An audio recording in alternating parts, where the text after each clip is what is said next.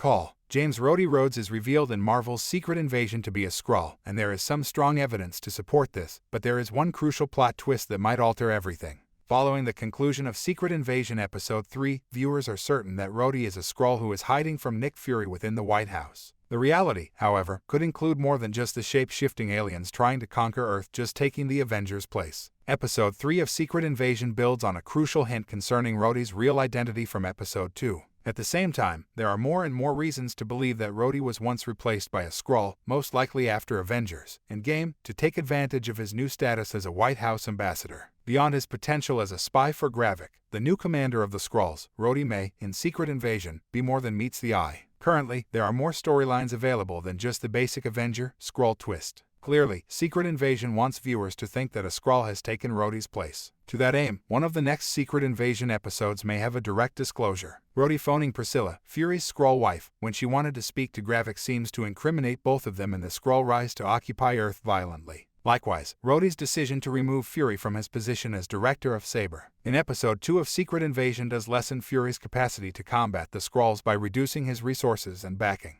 However, throughout their stormy dinner argument, Rhodey also addressed Nick Fury by his first name. This is significant in light of Fury's assertion that no one calls him Nick in the next Captain Marvel movie. This might be a sign that Rhodey is not who he appears to be and is rather a Skrull spy working for the US government.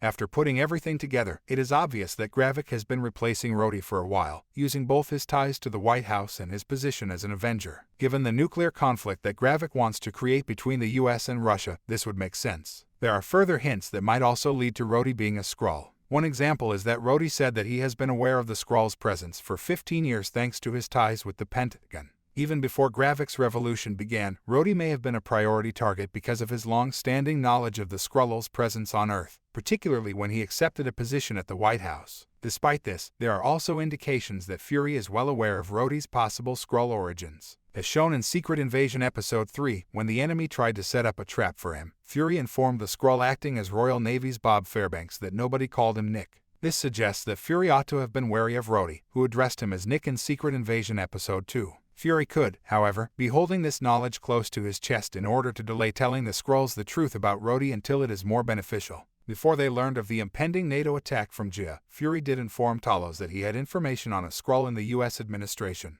The remaining portion of the program was devoted to this new objective, thus the identity of the Skrull infiltrated inside the US government was kept a secret. However, given that Fury knew Rhodey had been replaced by a Skrull, it seems sense that he was referring to Rhodey. There was also a long shot of Fury staring at his wife's phone, the same one she answered at the conclusion of Secret Invasion Episode 3 when she wanted to speak to Gravik while Rhodey was on the other line. Fury may have genuinely checked his wife's phone when she wasn't looking, giving him another chance to discover the truth about Rhodes and giving him his lead in the next scene when he meets Talos again and requests assistance. Beyond Rhodey being a Skrullin, or Fury already knowing that he is a Skrull, there is another theory. It's probable that Rhodes intercepted Priscilla, even though she said she wanted to speak with Gravik in order to use her as a double agent against the Skrull general. Additionally, Rhodey naming Fury Nick and dismissing Fury from Saber may have been a ruse to fool any Skrulls who could be keeping an eye on Rhodey or Fury. The Secret Invasion Episode 2 restaurant scenario could have been a ruse to trick any Skrulls and Rhodey's security detail into thinking they had a falling out, in true super spy style. The more convoluted twist that Rhodey and Fury are cooperating behind the scenes is at least conceivable, even if it seems likely that Rhodey was replaced by a Skrull at some time after Avengers Endgame. The real intrigue, though, will be discovering if Nick Fury was aware that Rhodey was a Skrull agent working for Gravik or whether it would come as a surprise. Though MCU fans won't have to wait long for the formal confirmation as Marvel's Secret Invasion continues with additional episodes on Disney+,